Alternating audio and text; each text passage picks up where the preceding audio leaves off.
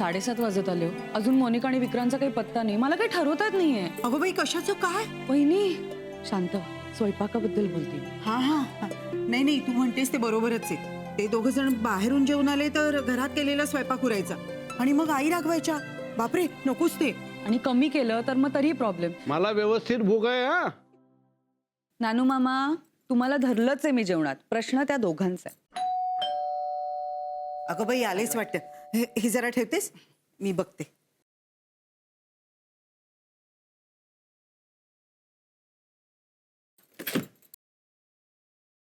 या तुमचीच वाट बघत होतो. आणि हे काय शॉपिंग बॅग्स कुठे आहेत? अरे हात हलवत गेलात आणि हात हलवत परत आलात की काय? ओ सॉरी, गाडीत आहेत का बॅगा? काकी आम्ही काहीच आणलं नाहीये.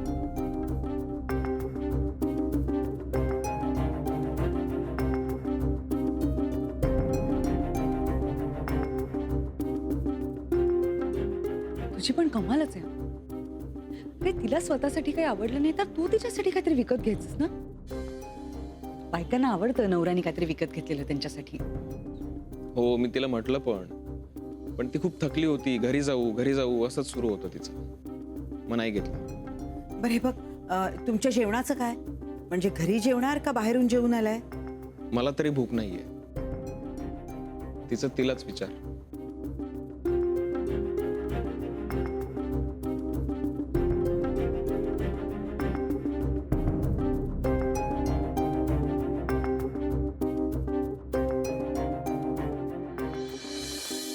हाय पियू, कशी आहेस तू?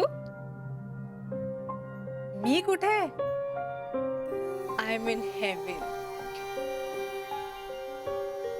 हेवन म्हणजे HEAVEN इन कॅपिटल लेटर. मी स्वर्गात आहे पियू. आणि इकडे मला माझा देव म्हणजे माझा नवरा भेटलाय.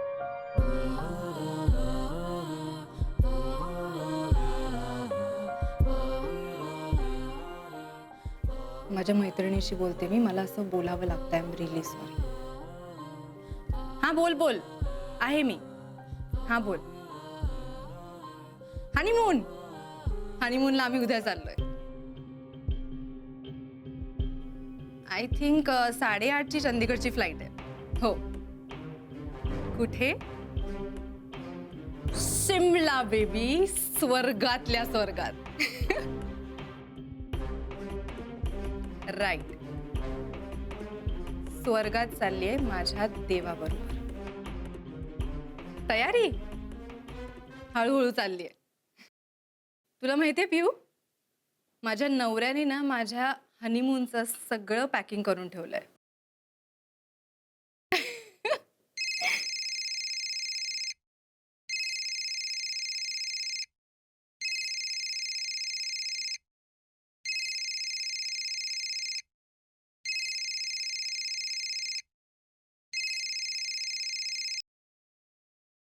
आजी मी तुला नंतर फोन करते.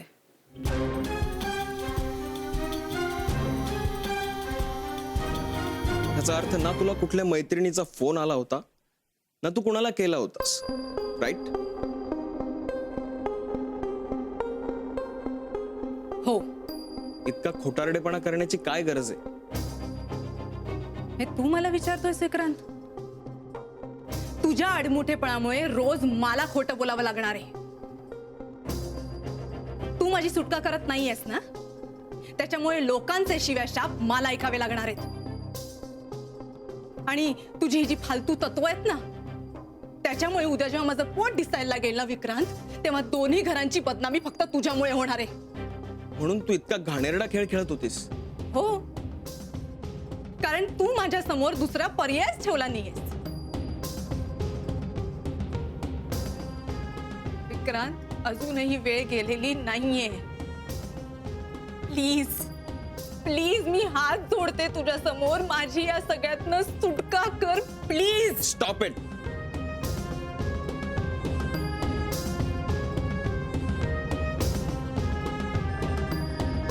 विक्रांत.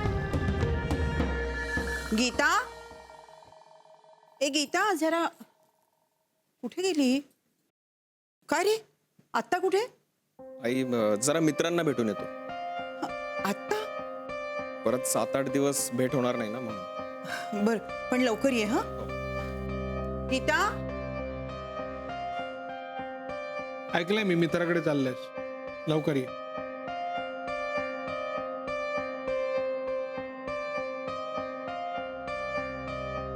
लॉन्ड्रीवाला. एक मिनिट हा. आई इस्त्रीचे कपडे घे ना जरा. हो हो. हा, बघते.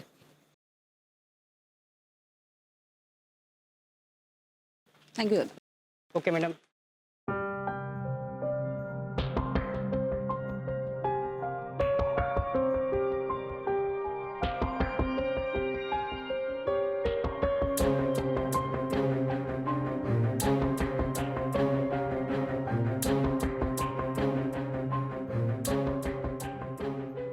प्रेग्नन्सीच्या 4थ्या किंवा 5व्या महिन्यातच पोट दिसायला लागतं. म्हणजे माझ्याकडे जास्त वेळ नाहीये.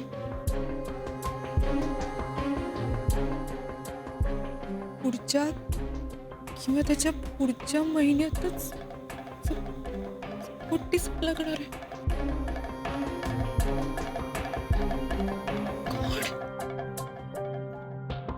मोनिका, मोनिका,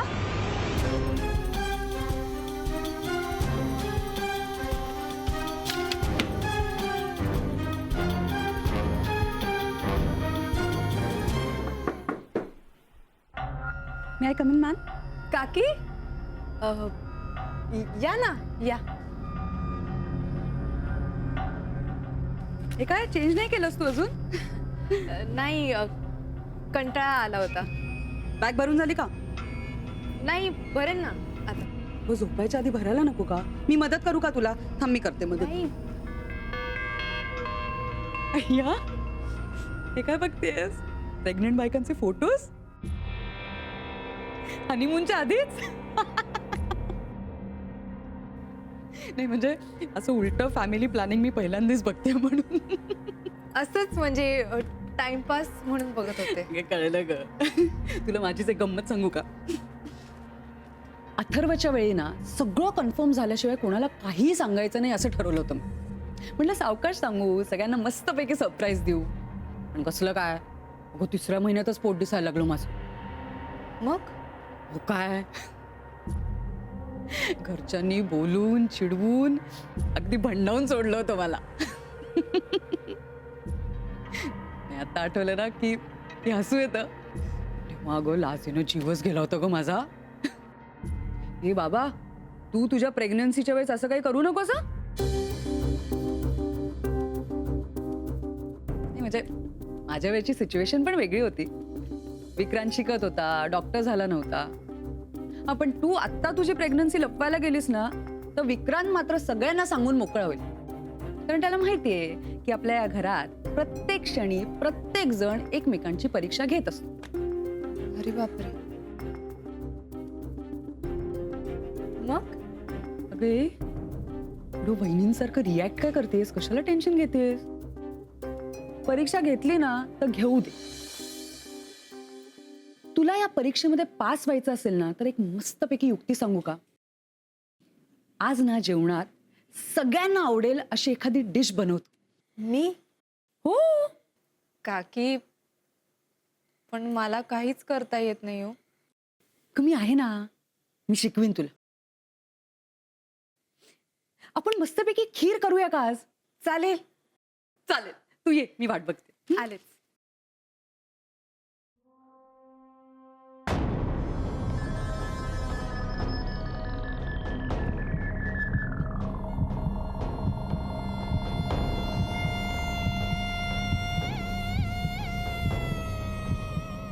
मला तर वाटलं होतं की अरेंज मॅरेज मध्ये आपण नक्की सुखात आहोत की दुःखात. आणि लव्ह मॅरेज मध्ये नाही, लव्ह मॅरेज मध्ये कसं असतं ना की लग्नाच्या दिवशीच आपल्याला कळतं की आपल्या आयुष्यातलं सुख आता संपलं. आता इथून पुढे दुःखच दुःख असणार आहे आपल्या आयुष्यात. चल रिप्लाय. उलट अरेंज मॅरेज मध्ये मुलगी पाहून तिचं बॅकग्राऊंड चेक क्रॉस चेक करून लग्न केलं की आता सगळं दुःख संपलं, आता यापुढे फक्त सुखच सुख असं वाटत असेल. संत्या, इथे ना तुला अनुभव आहे ना मला. तेव्हा पण विकी काय म्हणतो ते ऐकूया ना. तू बोल विकी, आम्ही ऐकतोय. बोल बोल. अरेंज्ड मॅरेज असो किंवा लव्ह मॅरेज, एक मात्र नक्की की लग्न हा जुगार आहे. आणि त्यात फासे पडेपर्यंत काहीही कळत नाही. अरे पण तुझे फासे तर पडले ना, आणि तू तर जिंकलायस चक्क. नाही रे, म्हणजे इतक्यात नाही सांगता येणार ते, कारण जुगाराचे फासे खूप फसवणारे असतात. हा, ह्याचे फासे बहुतेक हनीमून मध्ये पडणार असतील. आयुष सांगे. अरे Vicky, come on, cheer up. अरे तुझं आत्ताच लग्न झालंय, सोन्यासारखी बायको मिळाली तुला, आणि उद्या तुम्ही दोघं हनीमूनला जाताय. लक्षात आहे ना? Just go enjoy your life यार. हा, आणि आनंदात अकंठ बुडून परत आलात ना की जर आपल्या मित्रांकडे सुद्धा लक्ष द्या. म्हणजे सांग की आता का लाजतो? सांग सांग. लाजलो कुठे असं मुलींसारखं. मी सांगतो. विक्रांत, साहेबांना तुझी मेवणी आवडली. कोण, मानसी? येस, छान आहे रीती. हे माझी ओळख करून दे ना. हो, देईन. आता झाली का घाई? आतापर्यंत हा शहाणा तुझ्यासमोर बोलायला सुद्धा तयार नव्हता. काही नाही, ओळख वगैरे सगळं तू हनीमून वरून आल्यानंतर कळलं. मी निघतो, मला उशीर होतोय. हो बाबा, आता तुला कसं काय मी थांबवणार नाही का. हो, फक्त हे ही माझी ओळख करून द्यायचं तेवढं. नंतर ते सगळं तुझा. Happy honeymoon. Happy honeymoon.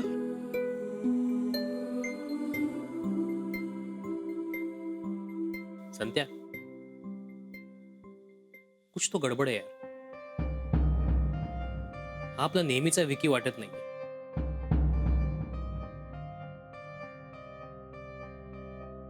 रात्री 9 वाजता नटून थटून कुठे चाललात तुम्ही? सांगितलं ना तुला, कॉलेजमधले मित्र भेटणार आहेत म्हणून. नाही, ते माहितीये मला, आणि पुढचं सगळं माहिती. हा, पण मी घरी सांगितलंय की क्लासमधल्या एका मुलाचा वाढदिवस आहे, तिथे जातोय. लक्षात ठेव, तेही माहितीये. नाही पण मोहन, जस्ट बी केअर, कारण खरं काय हे कधी ना कधी कळतच.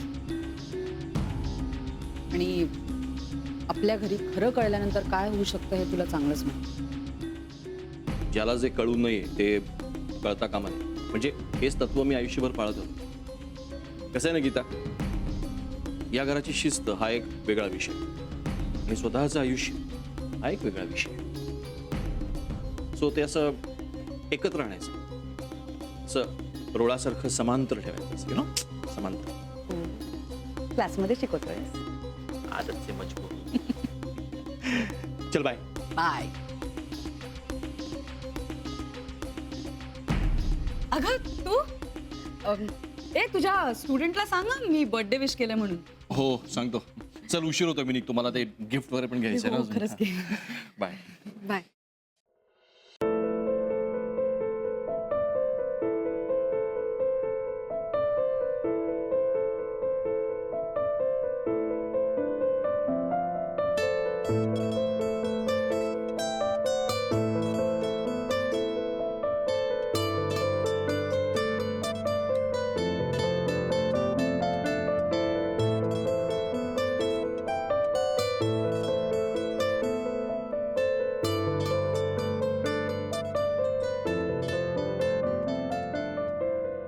घ्या, आता ही खीर बाहेर घेऊन जा, आजीला द्या, आणि त्यांना सांग मी केलीये, म्हणजे तू केलीयस.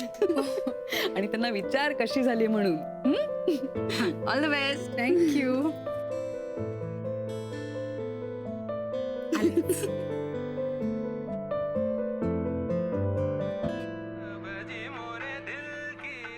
आजी,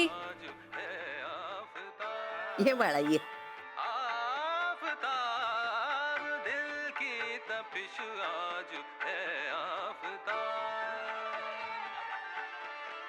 आजी, बोल. मी खीर केलीये. तू किरकिलीस? तुम्ही खाऊन बघता का? बघूया तरी.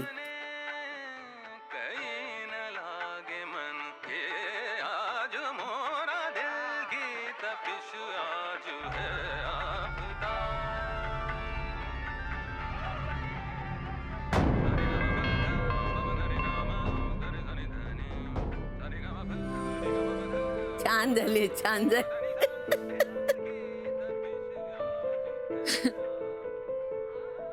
तू केलीस? नाही म्हणजे गीता काकींनी सांगितली होती तशीच केली आहे. मला वाटलंच. ये बाळा ये, बस इकडे बस, ये.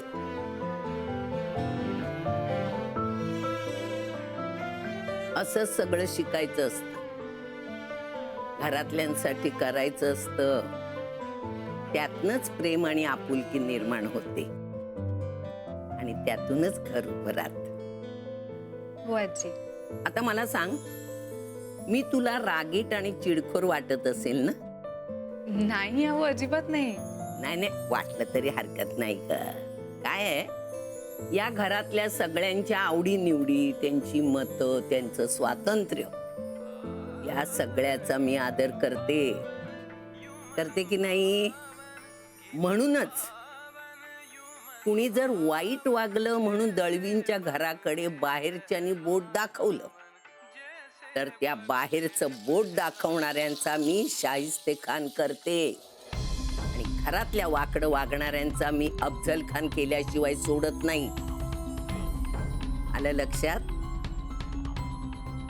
कळेल, हळूहळू कळेल तुला. हं? हो.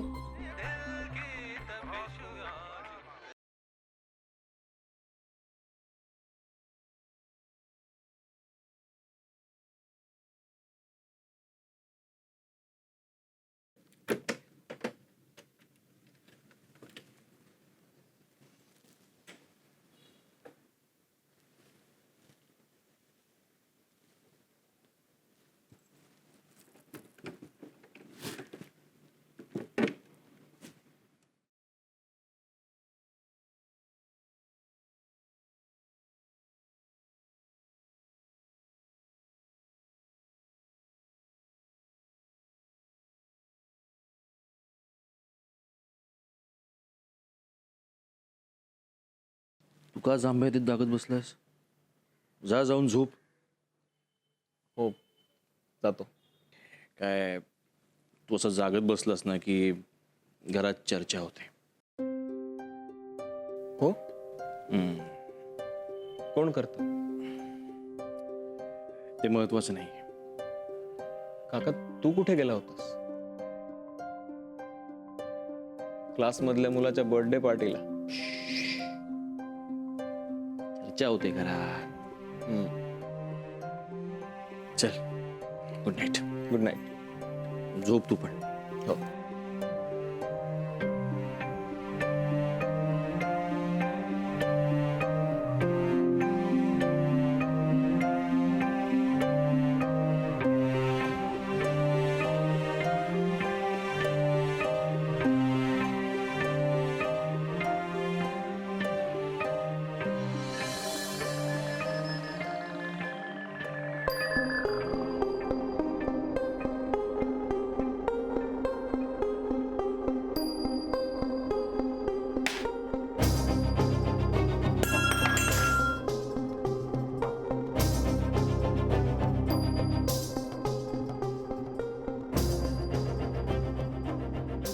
माझी सुटका करत नाहीयेस ना?